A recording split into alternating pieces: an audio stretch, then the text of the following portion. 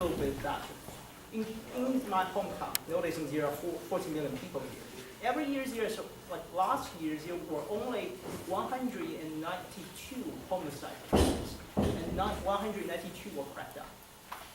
And third thing is basically, it creates health benefits. Because you don't drive, you do bike. And that's a very important thing I consider like for people here, because when you drive a lot and you have that food problem issue, you tend to have obesity and also other health issues.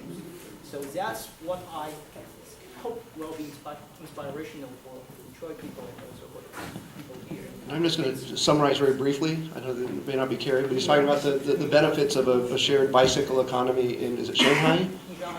Shanghai, with the 14 million people trying to have that. And it kind of alludes, a theme I would have here is that we have a lot to learn from comparative experiments, as well as over time experiments, as both Halima and Greg were talking. Your second comment.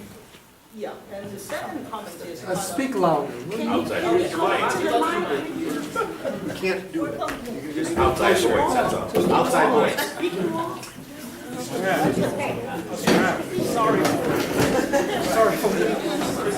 So basically, the second comment is micro level one. I'm going to challenge one of the most concrete or solid idea in the United States is the enforcement of property rights. I'm not saying that we should go back to old style communism, which abolished property rights, but going to do something more with shared economy. What I mean by that is a lot of evidence shows that the enforced private property rights itself does not guarantee economic development. And this is what exactly the government here do too much about it. If you view like where the police is working, you will find most of them are working in the richest regions in the city. And that creates a lot of problems because it creates public safety concerns. And also, a lot of mainstream political economists in this country constantly argues, including that book, Archie Mungo's Why Nation Fails. They say that if you got property ownership, then you got economic development. But one of the biggest empirical puzzle for them, which they fail to explain in their book, is China. China don't have have a liberal democracy. Chinese government don't care about property ownership, but China is doing quite well. I'm not excusing them for, I'm not excusing the authoritarian government, but I'm trying to explain that some of our economic thoughts here might be misleading. And that deserves a lot more concern because I think this kind of discourse is largely ignored or not treated seriously in the academia world here. Thank you. Greg had a reaction to the first one. Yeah, I just had a real quick kind of comment on the first one. Halima and I worked at a project, it was some years ago. This was when the Skillman Foundation was involved in organizing the communities, and they set up these boards, if you will, and these boards were to go into the community and engage the community in some dialogue relative to what needs were and so forth. This had to be clearly more than 5 years ago, may have been more than that, okay? Well, I remember that one of the projects in which we attempted to deal with in that experience was the questions of a cooperatively owned biking company that had the ability to essentially set up networks around the city of Detroit, taking into consideration the varying hubs where people did their business. Like you clearly had to see the medical center and hospitals as a hub. You had to see other kinds of educational institutions as hubs and things like that. And setting forth a network, if you will, of cooperatively owned bikes, where we would have the youngsters in the community actually manage and repair that. We envisioned even a giant repair shop for these things and so forth. Well, needless to say, we got nowhere with it. We blinked our eyes, and the next thing we saw was an array of the same kind of network, if you will, set up around the city of Detroit. Now they have interesting logos saying Health Alliance Plan on them, and I don't know the corporations behind them. But the critical question for us, and this goes to the core, I think, of what tonight's discussion is that we couldn't get there, not because we weren't interested in it, we couldn't capitalize the project. And part of the critical issue here, and when you the nature of cooperatives and cooperation is to allow for people who are heretofore marginalized, poor, whatever particular adjective you want to throw at it, to take the pieces of ownership that it has, and especially economic ownership, resources and so forth, and to pull them together and to capitalize a larger item that is larger than that which they would have done by themselves, okay? So a lot of these discussions that we hear around the world and so forth, I would doubt that any of this stuff is actually new. It's just a question of applying these things to the specific set of circumstances in which you're involved in, and the challenges in which we may have had 5 years ago, or the challenges that the African American community had 500 years ago. Whatever the case may be, you as students and other people, as you move forward, you're going to be confronted with your own challenges. And I think this is why why the program here is to reimagine, is to rethink the possibilities, and look at, process of study is important, and you don't have to make the same mistakes, or at least if you make the same mistakes, there should be a better crack at making the same mistakes, or a better informed set of failures, or whatever the case might be.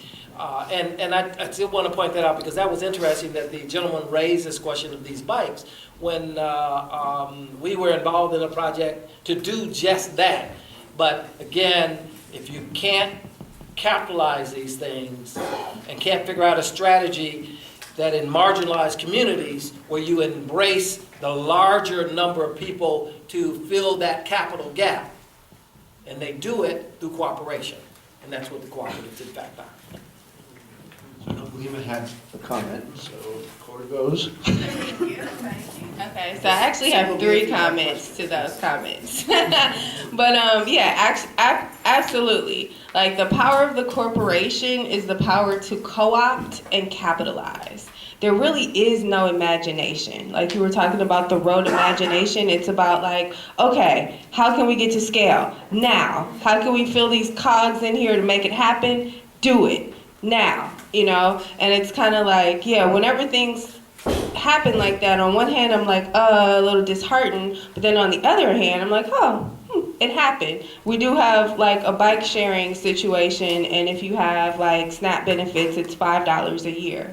So that's pretty close to like kind of what we were thinking about. But yeah, the whole idea of relationships, like moving at the speed of relationships, moving in community with people and building trust takes a lot of time. And I think that's kind of like, if we want to call it like the benefit that a corporation has, it's like, it ain't about that. It's like, come in, do your job, we don't care about you, here's the money, go away. And then the structure is built. So I look at like the microcosm that is my life as like, how can I extract myself from as many corporations as possible? How can I rely on community and actually vote with my dollars and buy things from people that I know, or at least local, or then at least co-ops, and et cetera on down. And I think to the other point about private property, that's really interesting, because I have a lot of stuff, and because I'm used to swapping, stuff just moves in and out of my house, and I'm like, I don't know where this came from, sure, you can take it, I don't care, and it's like, kids are kind of like that. I'm a mom of 3, and I've just noticed how much it's just kind of like everything is shared until we teach them that's not appropriate. And it's also interesting that I have never compelled them to go to school, and yet after like about 3 years of homeschooling, they choose school. So I don't know what the answer to that is, but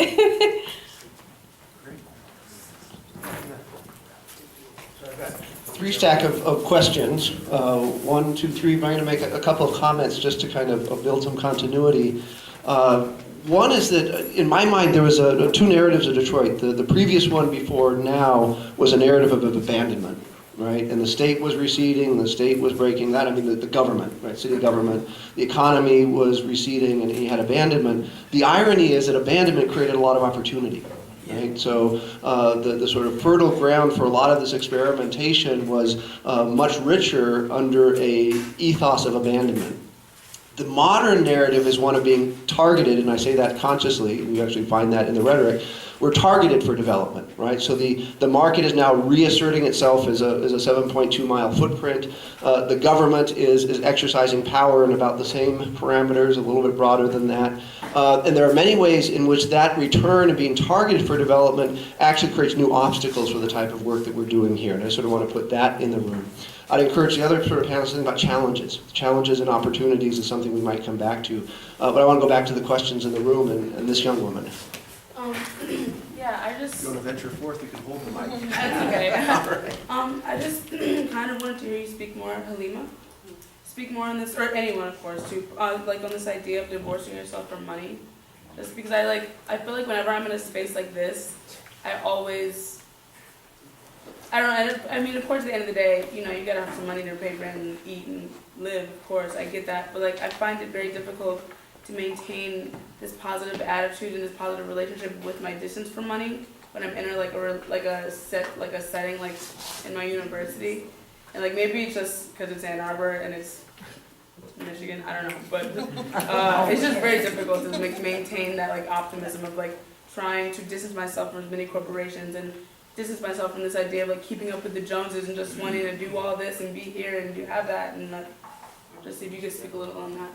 I'll give you the mic, but also pass it to anybody else who has some thoughts about your own life experience and making those kind of choices. okay, so I guess and I'm happy to talk offline with people, but just like to put it really briefly in a nutshell, looking at my life and having been afforded the opportunity to go to Howard University, live in DC, go to New York, live in New York, and then come back to Detroit with all of these different kind of relative normals, right? So like in New York, I lived in a space like this big, and it was like $900, and it was 5 stories up. And you know, it's like the children that I interacted with there thought that if you had an upstairs and a downstairs, then you were rich. And I'm like, oh, that's interesting. No, we definitely weren't, but yeah, we did have a upstairs where the bedrooms were when I grew up. So it's like all of these kind of like how we relate, how we situate ourselves in the world is just kind of based on how we were conditioned, and a lot has to do with like,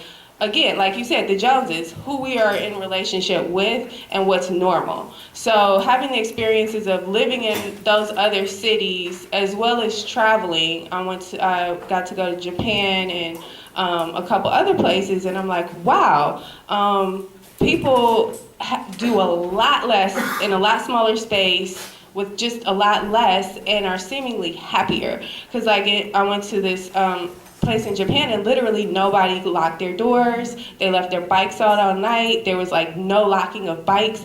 People didn't cross against the signal, and I'm just walking like there's no cars coming, and then people were just like, you know, so it's like all these norms that we're a part of that we don't even think about until, like you said, who are you around? So maybe just start practicing with a group of friends who are kind of that like mindset, or, you know, just, I don't know how to stay heartened, but like pick your priorities of like what's the most important thing that you actually do want to spend your money on. Because money is a vote. Money is energy. We put energy into making money. So what is your life force like actually leading you towards? And for me, like having agency over my time is like huge, because then I get to be like my fullest self, and I'm not like working 40 hours and feeling drained, which I was. So.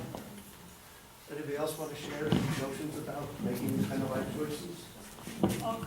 If I could just point out an interesting historical fact, the gentleman in the back of the room, what's your name, sir? Trey.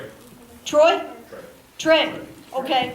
Trey, I know that I went to many a co-op meeting in this room and in this building when I was involved with Cass Corridor Food Co-op, but it was actually founded in this room in 1972. So talk about a kind of a rich history of, you know, we do have a rich history of activism in the Detroit community, and that's just one small historical fact about co-ops that I thought would be fun to share. Thanks for pointing that out, Trey. I did want to just comment on one thing quickly. The personal decisions you make about how you interface with economic structures, of course, are your business. You know, I don't have any particular opinions one way or the other. I do have a young daughter, for example, and she's away in school in Philadelphia right now. We talk back and forth. So some of you are in the kind of situation where you could be my daughter. And she's having this debate about the extent to which she should engage in alternative activity versus really concentrating in terms of school and so forth. And I say, I'm a dad, okay? And as a dad, I want my daughter to graduate. I want my daughter, you know, part of it, I'm financing that graduation too. But I want my daughter to get to a point in life where she has the knowledge, the influence, and presumably the control to impact larger situations than just herself, okay? So in one sense, we need to be concerned about how we navigate through this kind of capitalist environment, but at the very same time, how do you bring relief to this environment by being totally separate and apart from it, which in fact I would probably argue is impossible, you know. And I would think that again, your personal decisions of how you interact and so forth and engage in that regard is really your business, and hopefully you'll find other people who share your norms, and you will create clusters of friendships and all of that kind of stuff. But the bottom line is, I'm reminded by some of the stuff that Du Bois also talked about. You all are a privileged group of people, whether you like it or not. And with that privilege also comes some leadership responsibility. And I think it is critical that you not only engage the society in a way that puts you in a position where in the future, let me say it this way. When I grew up, I want to be Dr. Hammer. Okay, right? That's what I want to be. Okay, right? And I wouldn't do that by just simply isolating myself from all things that would put me in a position to do that. But again, that's your personal choice. It's not knocking it and so forth. But again, I want my daughter to graduate. Pass me the mic back real quick.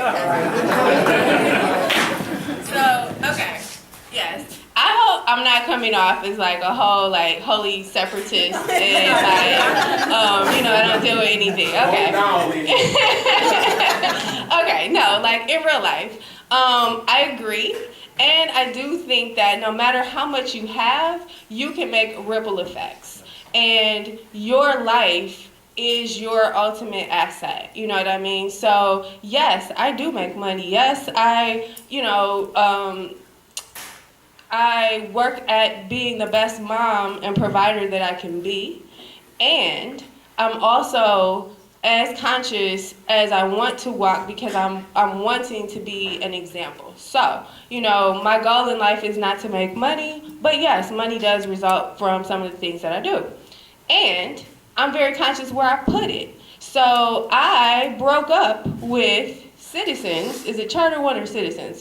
They switched their name. But, you know, the whole thing with the Dakota Access Pipeline. All right, if we want to be about change, then if all of us say, you know what, I'm writing a letter Y'all have been very good to me for these last 5 years, but guess what? I'm moving my money because you are invested in divesting people from their land and not doing the right thing by these people out here in North Dakota. And hey, I'm putting it on paper and I'm moving to Michigan first.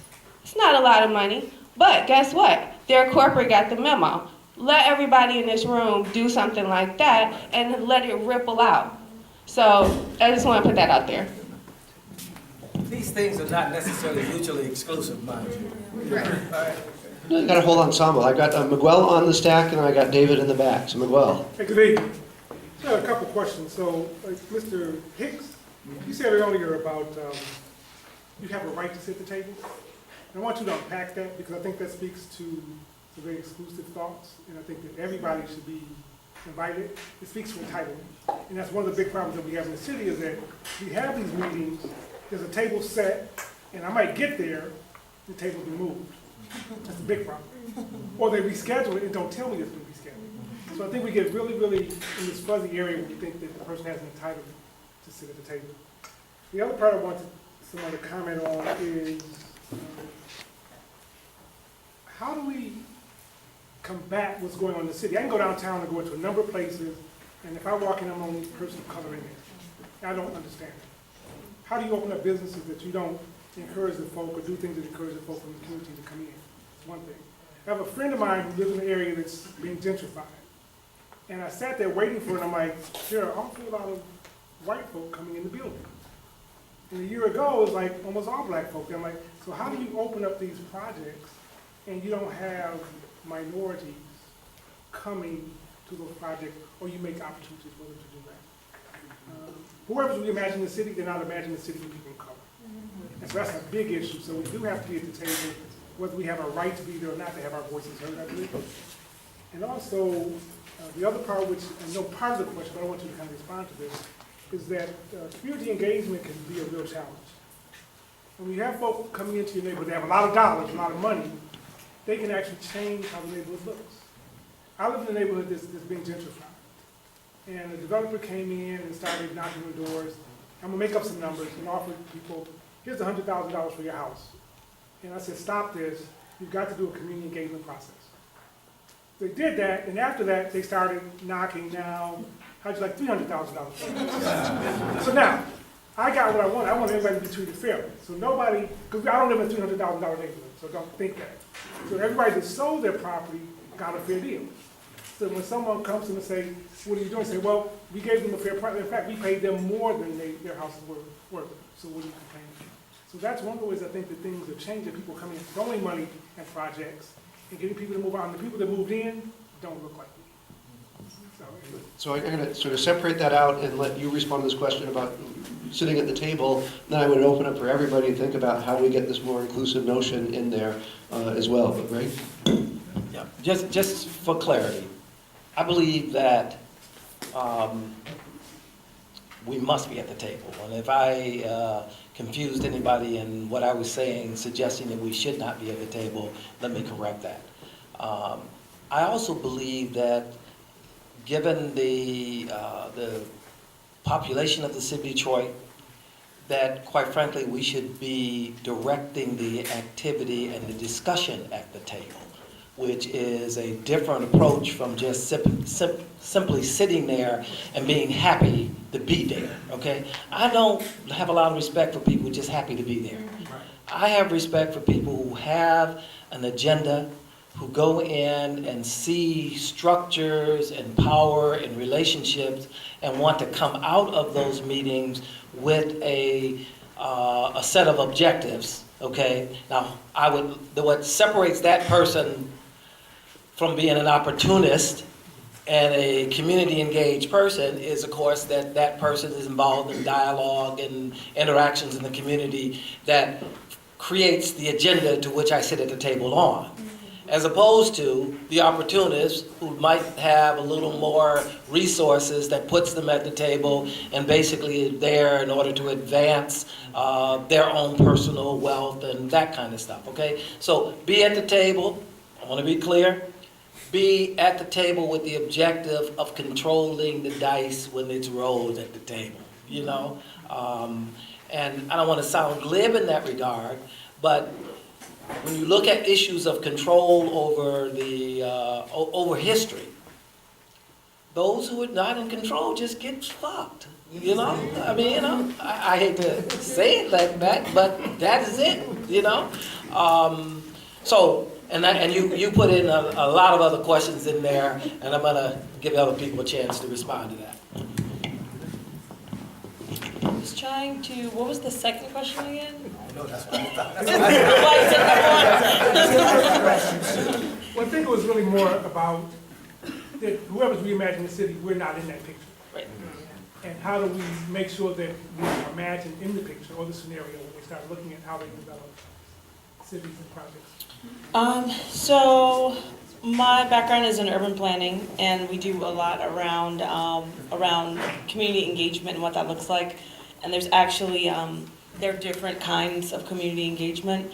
And I've been in a lot of the type of meetings that you've sat in with the planning department and with developers and the planning department and with city council, and I've seen all the different iterations of how it works. And what my perspective is that what is happening in Detroit is not engagement at all, actually. What is happening is community outreach, because it flows in one direction. I convene the community, I speak to them, they sit passively and listen to me. I might give them 5 minutes at the end to speak, maybe, depends. And then I nod politely while they talk. I don't take notes. I don't let them know I don't affirm or confirm what I'm hearing to make sure I'm recording down and hearing accurately and interpreting accurately what they're saying. And I never come back to them to report out how that information has been utilized by me, how it's been taken back and how it's going to inform my plan, how my plan for what I'm building has changed, how my plan for what I'm building has been altered based on what I got from community. And so it's a feedback loop has to be closed in order for it to be actual community engagement, and that I have to receive, and then I also have to come and give back to the community what I heard and what I'm going to do with what I heard, because otherwise it is an extractive method where I'm coming in and I'm taking your time and your energy, because it does take, this is free time.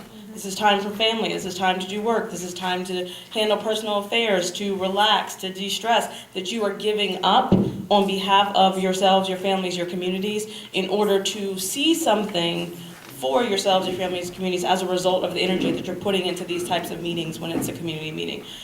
When this time is not used by the people who've convened you to actually take the energy you've given in this meeting and use it for the project that I'm developing, it is a waste of your time, and people should be upset, and people should call out the developers and the city for wasting their time.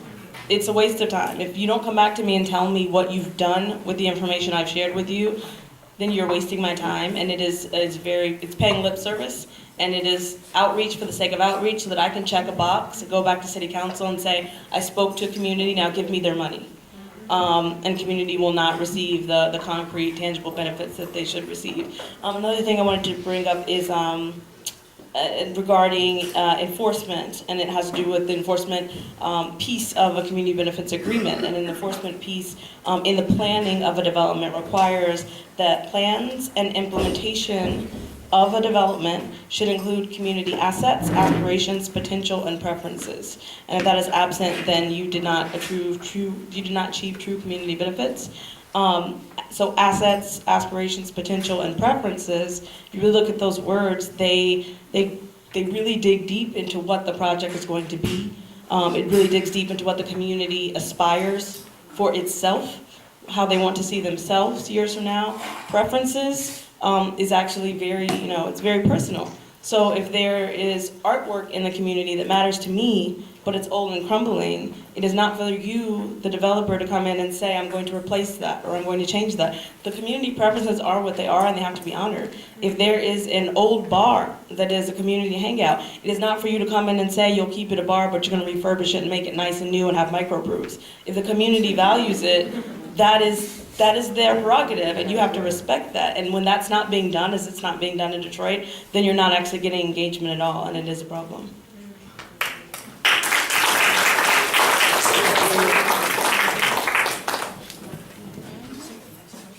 Okay, so I just want to put a quote out here from one of my mentors, Adrienne Marie Brown. Whose imagination are we living in? And it's up to us to really think about where we want to be, what it looks like, and how. I like the idea of process and control. How do we own that? I think macrocosmically, we are, maybe a couple like spirals down from just like this ultimate